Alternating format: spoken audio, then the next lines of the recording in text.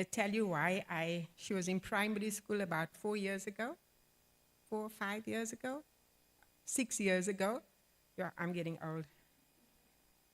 Yeah, and I worked with her with the VOP lessons, and she was the sweetest and still the sweetest young lady.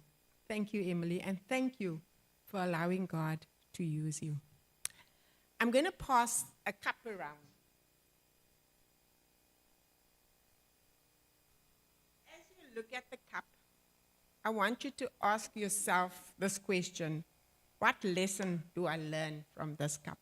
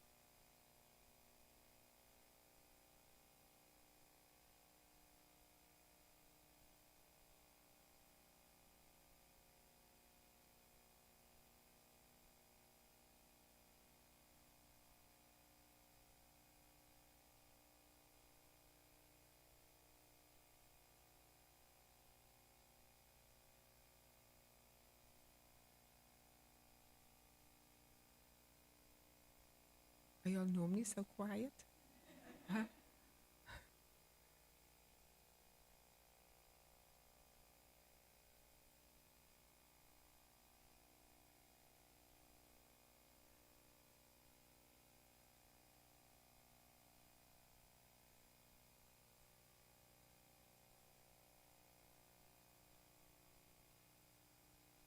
Okay.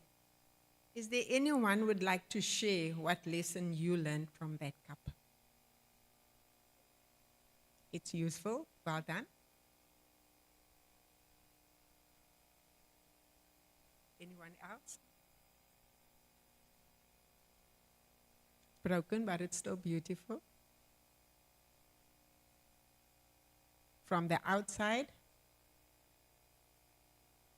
bit rough on the outside, yes? Anyone else? She saw a crack. Okay, our topic for this afternoon is recognizing your brokenness. And before we go into it, we're going to have a season of prayer. And this is how we're going to do it. I'm going to give you a number. You're going to come and sit in a chair. All the ones will sit down, and the 2 will stand behind. There's 2 lots because I don't want it to take too much time. So if you're number 1, please, you will move to the front of the chair. If you're number 2, you will stand behind. I'm going to give everybody 30 seconds to pray for the person that is sitting on the chair. When I say move, you're going to move to the next chair. Move, you're going to move to the next chair. By the time you've prayed for everybody, you will change, and then you will start the process again.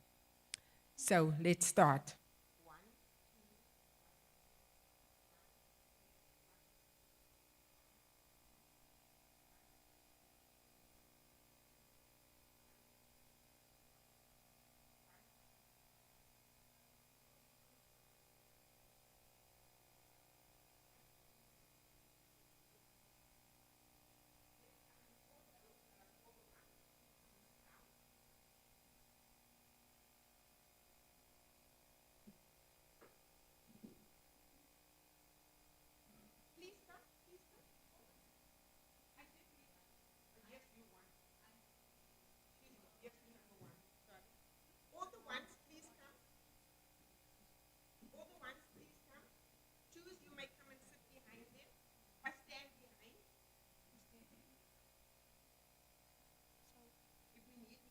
So what? Yeah, there is chairs there.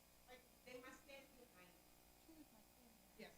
Shoes must stand behind. Like you play musical chairs, you will stand behind the person. I need one here.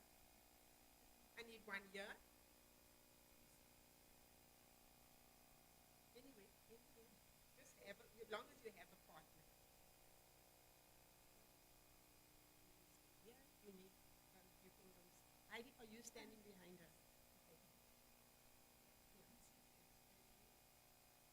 Okay. Okay. You may start praying. When I say move, you're going to move. You're just going to take a step to move. Silent prayer. Silent prayer. No, you're going to pray with them. Pray for them. Yes, you're going to pray for them. Okay?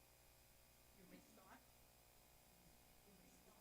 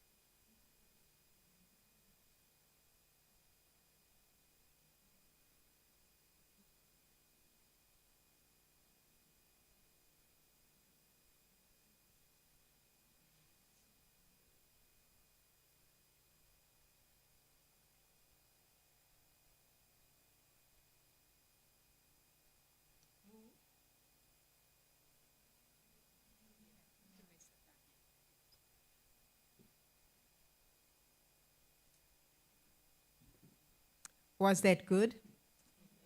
Wasn't it amazing? Isn't it that how we should be praying for each other more often? Have you ever had someone pray for you so many times? It's an amazing experience, isn't it? The text that I would like to share with you is taken from Mark chapter 10 and verses 46 to 52. It's actually the pericope. And it says, "And they came to Jericho, and as he went out of Jericho with his disciples, a great number of people, blind Bartimaeus and the son Timaeus, sat by the highway side begging. And when he heard that it was Jesus of Nazareth, he began to cry out and say, 'Jesus, you son of David, have mercy on me.' And many charged him that he should hold his peace, but he cried the more a great deal, 'You son of David, have mercy on me.' And Jesus stood still and commanded him to call.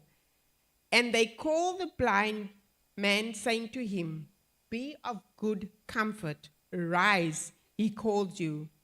And he, casting away his garment, rose and came to Jesus.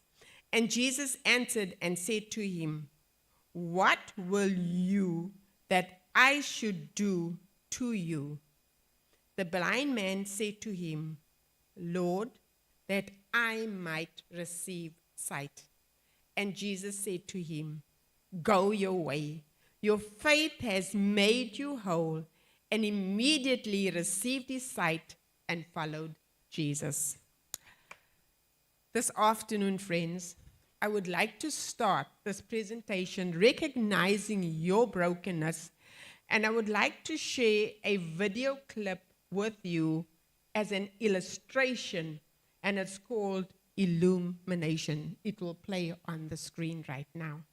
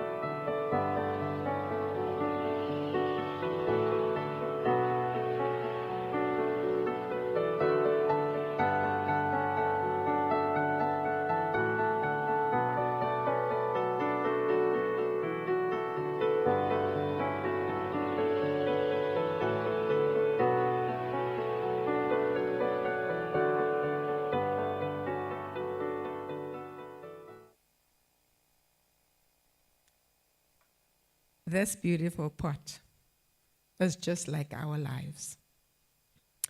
Jesus tells us that we are the light of the world. But how does the light get out? It shines out through the broken places, and this is how God uses us to display his light. We are the vessels he uses to illuminate to the world. You see, God takes our flaws, our defects, our brokenness, and he turns it around for good. If we allow him to, he will shine his beauty through our broken hearts, and others will see the loveliness and want what we have, an indwelling, life-giving, wonderful Savior. We tend to think that brokenness is a terrible thing, right? Let's be honest.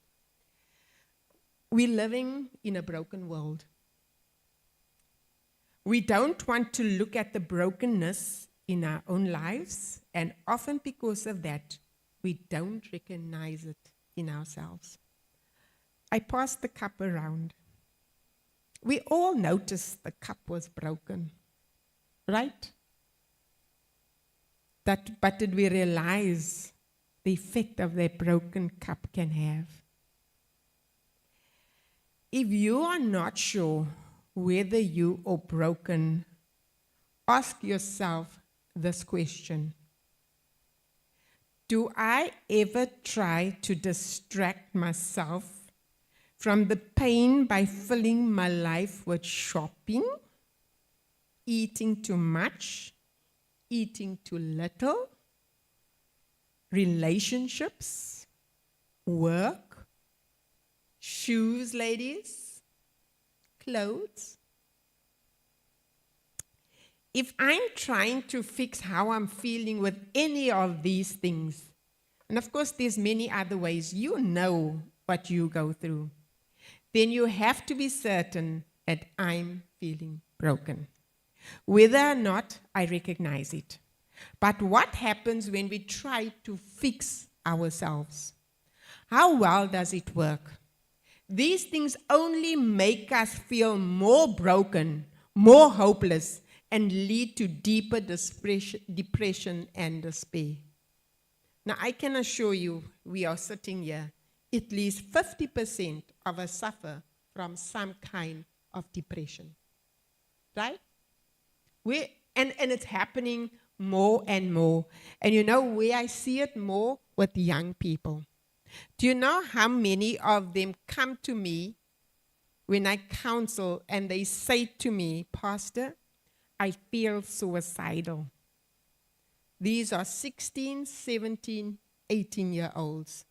And in my mind, I'm saying to them, what does it feel like to feel suicidal? Then they will tell me, it's like I'm in a deep, dark hole, and I just can't get out. So let's look at someone in the Bible who recognized his brokenness, and let's see what he did about it. Firstly, we need to recognize there is a problem, right? We see a blind man sitting by the side of the road. In the Mark's gospel, we learn that his name was Bartimaeus, right? And that he was begging as he was used to doing every day to survive. Because let's be honest, how does a blind man work? He has to do something to survive. He has this great commotion and asks what's happening. And people in the crowd tell him, Jesus of Nazareth is passing by. And he must have heard about this person. And he knew, this man can do something for me, and I'm not going to waste any time. And despite his lowly state, Bartimaeus begins to shout out to Jesus. And he says, Jesus, Son of David, have mercy on me. And I can just imagine this man. He was persistent and he keeps crying out. Why? Desperation, right? The people try, but no one could shut him up because no one had been through that experience that he was in. It's very easy to shut someone else out when you have not walked in their shoes. Or am I speaking to the right people? It's so easy, right? And of course, he ignores and he continues. Jesus, have mercy on me. Finally, his appeal reaches Jesus' ears, and Jesus stops and he looks at him. Have you ever wondered why Jesus asked this blind man, what do you want me to do for you? Shouldn't it have been obvious, right? Not all of us recognize our brokenness.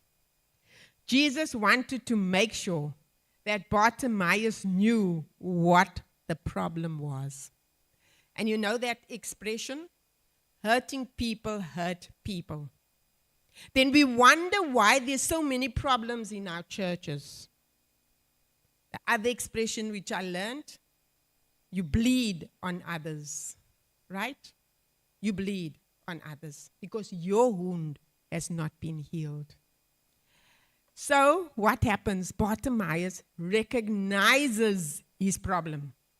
And then he answers to the Lord and he says, Lord, let me see again. That's all he wanted. He said to the Lord, Lord, what is it that you want me to do for you? And he says, I want to see again. And in verse 41, we see how personal and practical is this question. Jesus uses the personal pronoun me and you. You see, Jesus always intervenes in our situations in a very personal way. Not only does he know what we are experiencing, but he cares about how we are feeling. As in the case of Bartimaeus, he also knows that we are powerless to help ourselves, so offers himself as the only true solution to the sin crisis. Wholeness only comes through Christ. All of us sitting here, we cannot do it on our own. It's only when we recognize it, we go to God. God knows it, but he wants us to come to him because it will be a different experience. That was probably the most important question ever asked of this man. And there was only one thing that man wanted, and that was his sight. Only one thing. He somehow knew that this might be the only chance that he had to get and help so desperately needed. And I can imagine that in his mind, there was only one thought, one desire, and one hope, one opportunity to receive what he so dearly wanted, and that was to see again. It's like with the woman with the issue of blood. All she wanted to do was reach out and touch the hem of Christ's garment, right? She didn't care. There were lots of them in that crowd that day. But Jesus recognized, and lots of people touched Christ's garment. But he recognized this one. Why?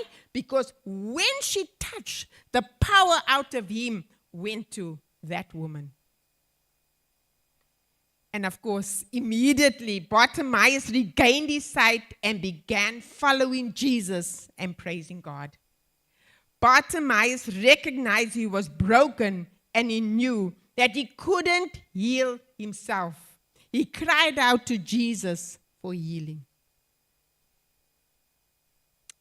You see, if we attempt to lift ourselves out of brokenness and try to fix ourselves to become whole without turning to God, we will fail. Because why? We are looking and doing it through our own strength. We may be able to improve our lot in life, give ourselves temporary pleasure, or make ourselves forget for a while. But complete wholeness is not possible. We need to recognize our brokenness, and in recognizing it, we must turn to someone for help. Now you might think, why am I listening to this talk? I'm not broken. But you might know of someone that's broken. Or you may be in denial. So I want you to know, friends, that Jesus is still the healer. He is the one who brings healing into our lives, transforming broken lives into beautiful vessels through which he can shine his light. And so this afternoon, I would like to suggest a remedy for brokenness. The one who created us, sustains us, and redeems us. He alone has the complete answer for us.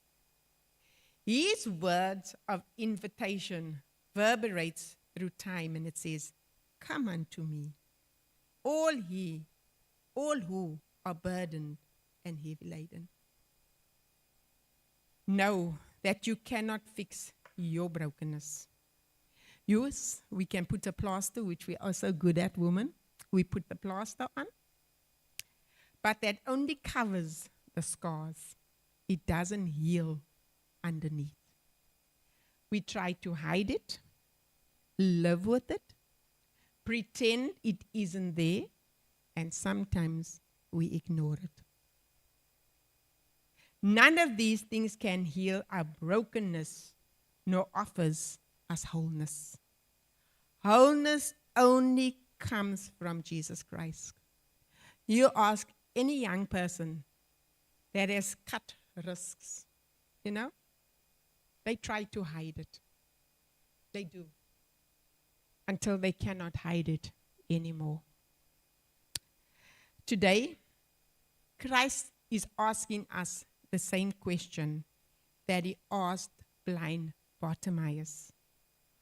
What do you want me to do for you?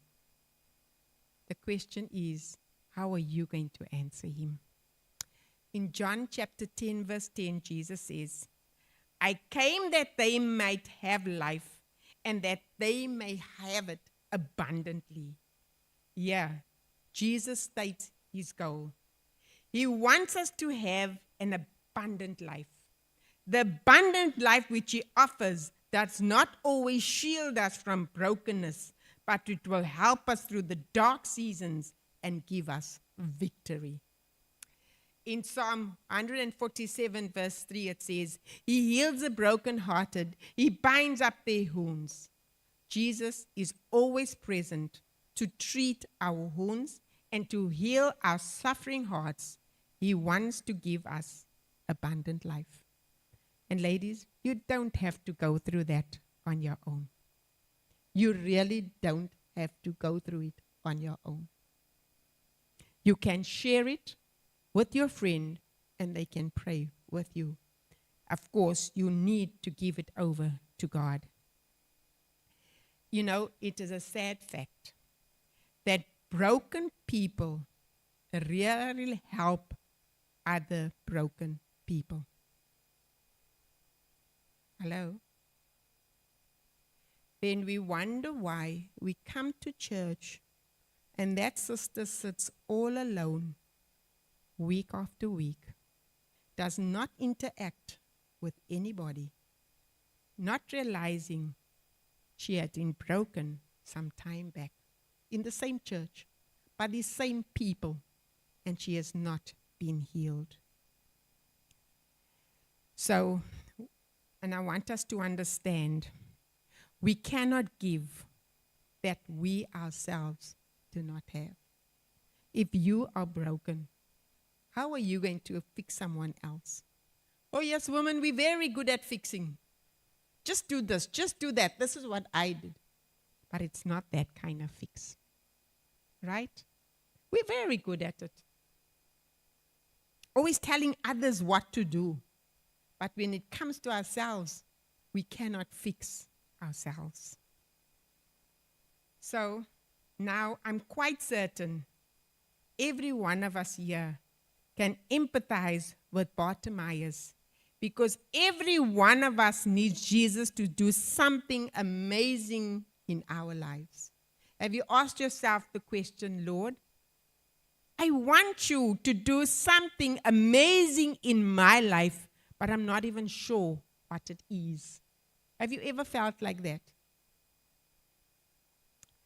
Like Bartimaeus, it may be physical healing for ourselves or even a loved one, and many of us may know the pain, the sorrow, and fear caused by physical diseases and conditions such as cancer, heart disease, diabetic, Alzheimer's, and more. Or maybe we need more of some other kind of healing. Maybe not the physical healing, but what about the spiritual, the mental, healing that we need. This may be the healing of a dis-ease in the hearts and souls, an emotional or spiritual brokenness we feel within. It could be that we need healing from a broken relationship, a broken heart, broken dreams, or even a broken spirit. We may be feeling the dis-ease of worry or anxiousness over a child or grandchild, a job, or even our future. Whatever it is, our burden of dis-ease weighs heavily on us.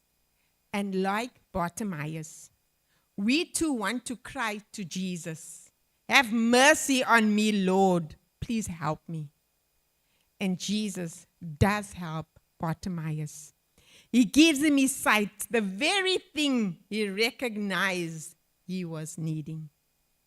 You see, friends, many of us seated here today know that we have a problem, but we cannot recognize what exactly the problem is, unlike Bartimaeus.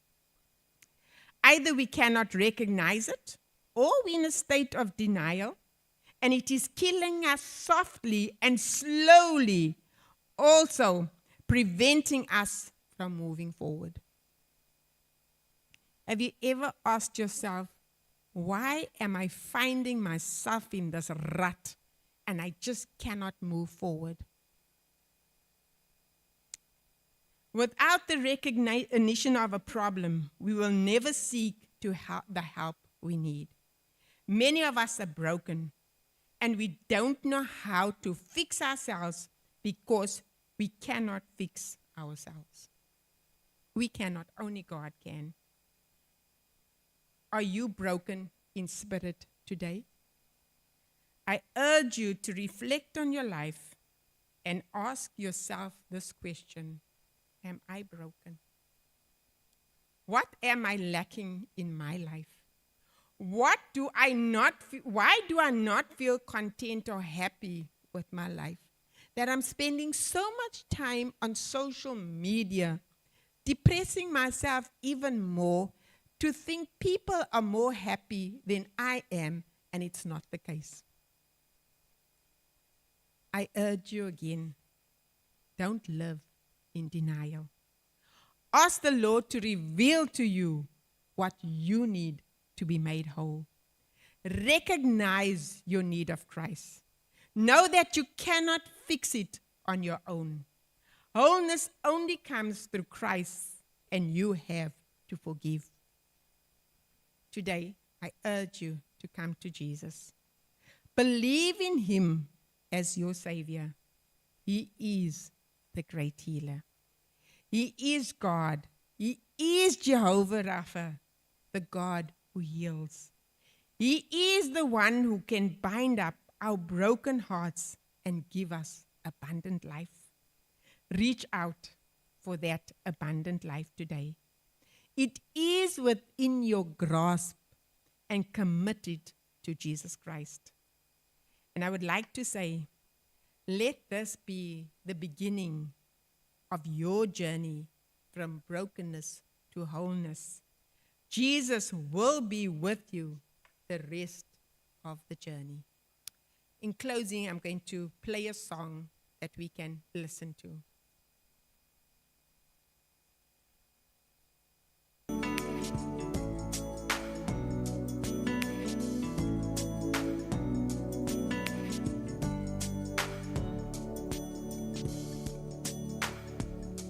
He gives beauty for ashes, strength for fear, gladness for mourning, peace for despair. He gives beauty for ashes, strength for fear, gladness for mourning, peace for despair. When sorrow seems to surround you, when suffering hangs heavy on your head, know that tomorrow brings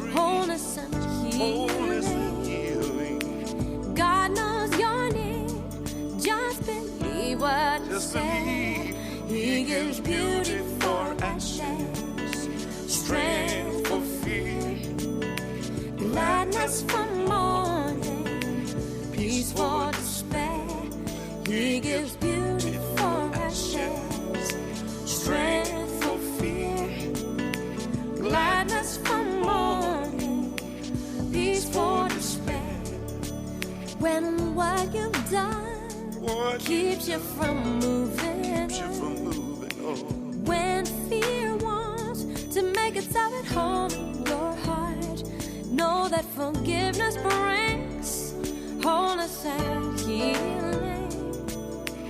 God knows your need. Just believe what is said. He gives beauty for ashes, strength for fear, gladness for mourning, peace for despair.